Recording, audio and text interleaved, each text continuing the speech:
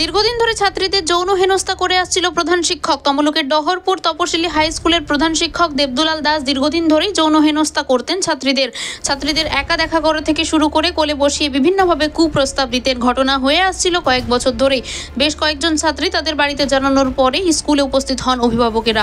প্রধান শিক্ষকের সাথে কথা বলেন। প্রধান শিক্ষক কোনো উত্তর না দেওয়ায় তাকে টেনে হিঁচড়ে মাটিতে বসিয়ে রাখা হয় বেশ কিছুক্ষণ এবং তাকে ঘিরে বিক্ষোভ দেখাতে থাকেন ছাত্রীরা। তো ঘটনাস্থলে উপস্থিত হন স্থানীয় কাউন্সিলর সহ তমলুক থানার পুলিশের সামনেই রাগ সামলাতে না পেরে প্রধান শিক্ষকের কপালে জোটে 2-4 ঘা। পুলিশ প্রধান শিক্ষককে উদ্ধার করে স্থানীয় থানায় নিয়ে যেতে গেলে পুলিশের গাড়ি ঘিরে বিক্ষোভ দেখায় ছাত্রীরা। দীর্ঘ 1 ঘন্টা সময় অতিক্রম করলেও এখনও পুলিশের গাড়ি ঘিরে রয়েছে স্কুল ছাত্রীরা।